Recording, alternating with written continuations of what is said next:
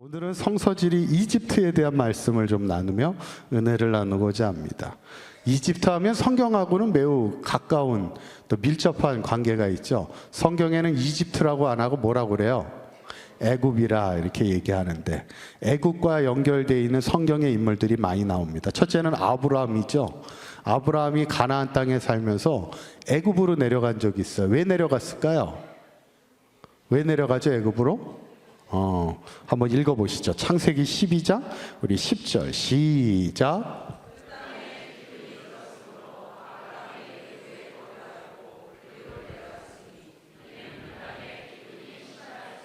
아멘. 가나안 땅에 기근이 들어서 쉽게 말하면 먹고 살기 위해서, 먹을 게 없으니까 먹고 살기 위해서 애굽으로 내려가게 되는 것을 보게 되죠. 근데 이것이 옳은 선택이에요? 옳지 않은 선택이에요? 옳지 않은 선택이지. 힘들어도 믿음의 자리를 지켜야지. 믿음의 자리를 떠날 때, 믿음의 땅을 떠날 때 어려움을 겪게 됩니다. 아브라함이 애굽에 갔을 때 어떤 어려움을 겪게 돼요? 사랑하는 아내를 뺏길 뻔합니다. 성경에 보면 아내가 심히 아름다웠다 그랬어요. 그러니까 바로라는 말이 왕입니다. 그래서 바로왕이라는 건 없어요. 근데 우리 입에는 이제 바로왕 그러는데, 바로라는 말 자체가 왕이라는 말이에요. 그래서 바로가 그 아브라함의 아내가 이쁘니까 자기 아내로 삼고 싶은 거야. 그래서 아브라함에게 묻잖아요. 이 여인이 누구냐? 그러니까 가만히 생각해 보니까 아내라고 했다가는 나를 죽이고 뺏어갈 것 같아. 그러니까 뭐라고 그래요? 자기 누이입니다. 이렇게 얘기하는 것이. 그러면 돼요, 안 돼요? 우리 남성교 1, 2성교에 그런 분들은 아무도 안 계시잖아요. 목숨 걸고 지킬 거 아니에요, 그죠? 바로가 나타나서 뺏어가려고 해도 목숨 걸고 지킬 거 아니에요, 그죠? 예전에 어떤 분이 운전을 하고 가는데 갑자기 차가 앞에서 확 끼어들면서 충돌 사고가 딱 나는데, 옆에 누가 앉아 있었냐면 아내가 앉아 있었는데 갑자기 정면으로 충돌하게 된 거야. 이 남편이 살겠다고 핸들을 확 꺾어가지고 누가 부딪혀요? 아내 쪽이 부딪힌 거지. 그러면 돼야 안 돼요? 본인 살겠다고 그냥 핸들을 아내 쪽으로 확 꺾어가지고 그냥 그러면 쫓겨납니다. 쫓겨나. 그죠? 아브라함이 자기 살겠다고 죽을 것 같으니까, 아내라고 그랬다가는 자기 죽이고 뺏어갈 것 같으니까. 근데 뭐 아브라함이 저항할 힘이 어디 있어? 그러니까 결국 누이라. 어쩌면 아브라함의 인생에 가장 수치스러운 경험을 한 게 이제 애굽 땅에서 그랬죠. 근데 다행히도 그때 누가 나타나시는 거예요? 하나님이 나타나시죠. 어떻게 역사하세요? 창세기 12장 17절 읽어볼까요? 시작. 여호와께서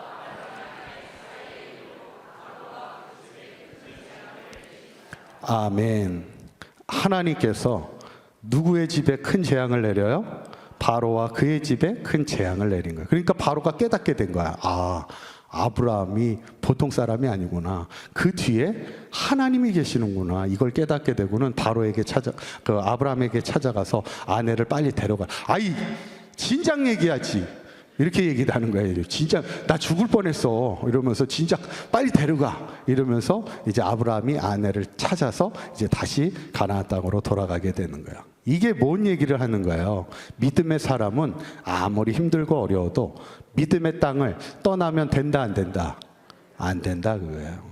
자, 두 번째로 애굽하면 이제 떠오르는 사람이 솔로몬입니다. 뭐 많은 인물이 있지만 이제 대표적인 몇 사람만 지금 나누는데, 여러분 솔로몬 하면은 이제 제일 먼저 떠오르는 게 뭐예요? 뭐가 많았어요? 지혜가 먼저 떠오르시긴 하지, 그죠? 또 뭐가 많았어요? 별로 안 떠오르시나요? 아내가 많았잖아요. 아내가. 관심이 없으시죠, 아내는. 솔로몬에게는 아내가 많았지. 후궁이 몇 명이었어요? 후궁이 3,000명은 3,000명이요? 3,000명은 의자왕이 3,000명인가요? 의자왕이 3,000명인가? 의자왕이 1,000명이에요? 3,000명이야? 3,000궁녀, 그죠? 그러니까 의자왕이네. 솔로몬은 그거보단 좀 약했어요. 후궁이 700명, 그 다음에 첩이 300명. 그래서 계산하기 좋으라고, 외우기 좋으라고 딱 1,000명의 후궁과 첩을 뒀습니다. 왜 그렇게 했을까? 참 이해가 되진 않아. 그렇지 않아요? 이해가 되진 않아. 그런데 아마 이제 솔로몬이 자기의 지혜를 발휘해서 다윗은, 아버지는 힘을 가지고 다른 나라를 정복했다면 자기는 지혜를 가지고 외교 전략을 피면서 두루두루 이제 전략적인 관계를 맺으면서 그러면서 아내를 많이 뒀다는데 그래도 이해가 되진 않아. 1000명까지는 이해가 되지 않는데 그 솔로몬이 결혼한 아내 중에 대표적인 아내가 애굽의 바로의 딸과 결혼합니다. 그게 이제 어디에 나오냐면 왕상 7장 8절에 한번 읽어볼까요? 시작. 솔로몬이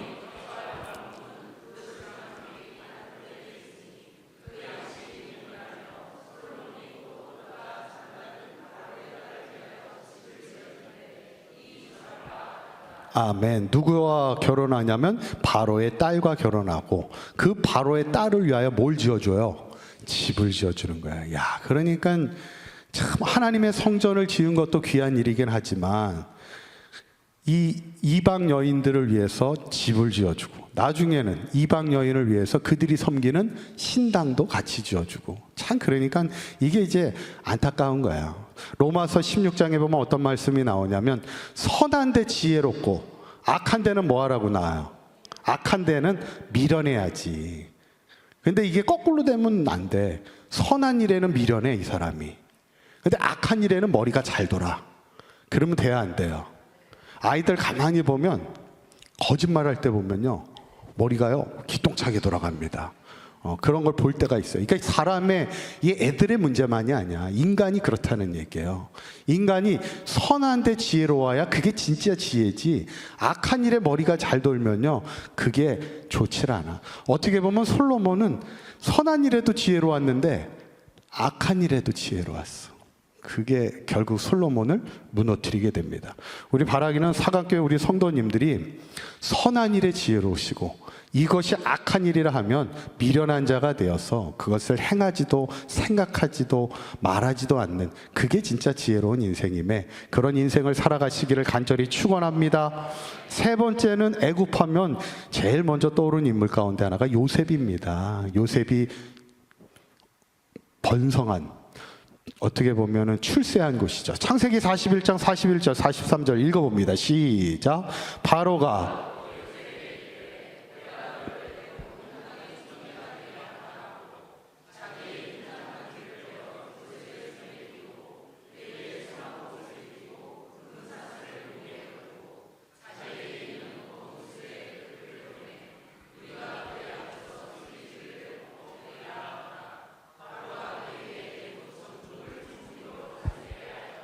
아멘. 참 요셉이라는 사람이 노예였잖아. 노예로 팔려온 사람.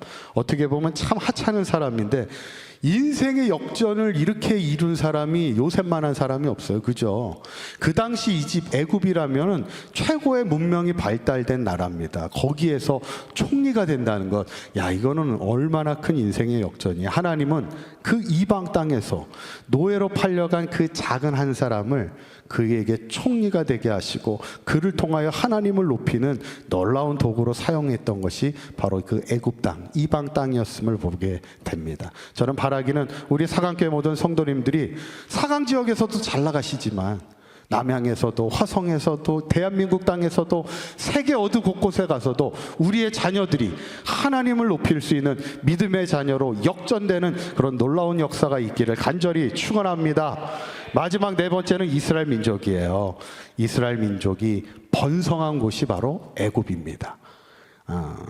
여러분 야곱 때 이제 이스라엘 땅에 기근이 들었을 때 야곱이 자손들을 데리고 애굽으로 내려올 때 애굽 어느 땅에 정착을 하죠? 어느 땅을 어느 땅? 한번 지도 보여주시죠. 눈을 감고 계신 분이 두 분 계셔가지고 제가 지도를 보여드리도록 눈을 번쩍 뜨시고 지도를 보시면 되겠어요. 어디라고 써 있어요? 고센이라 보이시나요? 딱 봐도 고센이 살기 좋지요. 왜냐하면 나일강이 밑에서부터 이렇게 올라오는데 어느 중반부터는 세 갈래로 이렇게 쫙 갈라지니까 물이 엄청 많잖아. 가나안 땅하고도 가깝고 물이 많은 곳에 여기에 이제 이스라엘 그 유대민 히브리 민족이 살게 되는 거야. 누구 덕분에? 누구 덕분에? 요셉 덕분에. 요셉이 총리잖아. 그러니까 이 좋은 땅을 히브리 민족이 살게 됐죠. 제가 얼마 전에 어떤 교회를 이렇게 가보니까 그 교회가 엄청 부러운 거야. 뭐가 부럽냐면 위치가 부러워. 공원을 딱 끼고 있어요. 그래가지고 공원이 마치 교회 거 같아. 그래서 교회 마당에다 카페를 만들었는데 그 카페가 공원 카페 같아. 왜냐면 공원하고 또 이게 길이 터졌어. 근데 그게 쉬운 일은 아닌데.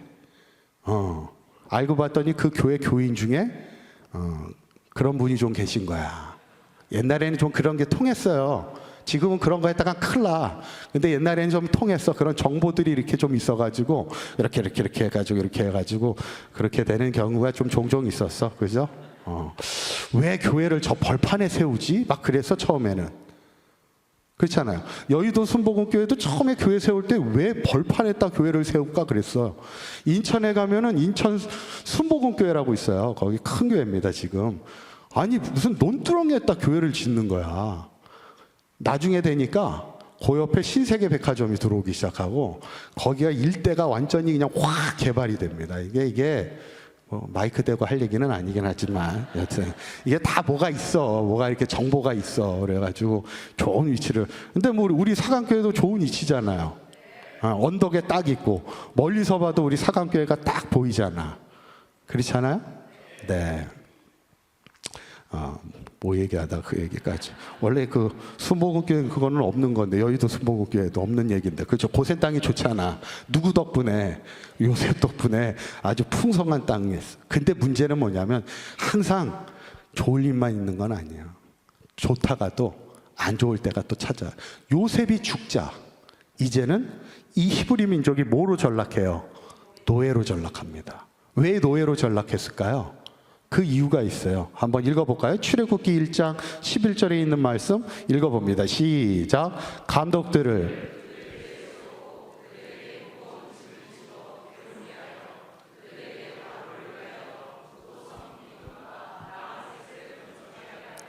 아멘. 국고성을 짓는 정책이 발표된 거야. 나라에 큰 성을 짓겠다는 거야. 두 개 성을 져요. 뭐와 뭐? 비돔과 라암셋을 짓겠다는 거예요. 그래서 비돔은 어디 있는지 잘 몰라요. 그런데 라암셋은 지금 히브리 민족이 살고 있는 그 고센 땅이 라암셋이 있어요. 그러니까 걷다가 성을 크게 짓기로 나라에서 정책이 결정됐는데 가만히 보니까 고센 땅에 누가 살고 있어? 히브리 민족이 살고 있잖아. 얘네들 갖다 쓰면 되겠네. 그래서 순식간에 노예가 돼버린 거예요. 얘네들을 일을 벽돌을 날라서 벽돌을 만들어가지고 이제 국고성을 짓게 되는데 생각지 않은 고난이 찾아오게 되는 거예요. 그런데 또 놀라운 건 뭐예요? 그 고난 뒤에 어떤 역사가 나타납니까? 출애굽기 1장 12절 읽어봅니다. 시작. 그러나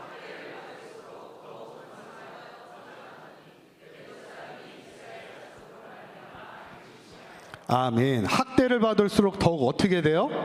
번성하게 되더라는 거예요. 이게 하나님의 놀라운 축복입니다. 생각지 않은 고난을 맞이하였으나 하나님이 그 고난을 통해서도 그 애굽 땅을 통해서도 이스라엘 민족을 번성케 하셨다는 거예요. 사실 하나님의 계획에는 가나안 땅에서는 그렇게 번성할 수가 없어. 그러니까 하나님이 어떻게 보라는 거야? 기근이 들어 애굽으로 가게 하시는 거야. 그러나 그곳이 고난을 당하고 있을지라도 오히려 그곳에서 그들을 번성하게 해서 장정만 60만, 200만, 300만의 큰 민족이 이루어 다시 그들을 이끌고 나가는 게 하나님의 놀라운 섭리의 과정이었다는 것. 저는 오늘 애굽에 대한 말씀을 보면서 그곳이 이방 땅일지라도 하나님은 그곳에서 아브라함을 지켜주셨고 그 가정을 지켜주셨고 또 그곳에서 요셉을 높임받는 자로로 세워주셨고 또 애굽 땅에서 학대받던 이스라엘 민족을 오히려 번성케 하시는 축복의 땅으로 역전시켜 주시는 하나님이심을 우리가 보면서 바라기는 우리 사강교회 모든 성도님들도 어떤 상황에도 하나님 붙들고 살아갈 때 우리의 모든 상황을 역전시켜 주시는 하나님의 놀라운 은혜를 간증하며 살아가는 저와 여러분들 되시기를 간절히 축원합니다. 기도하겠습니다.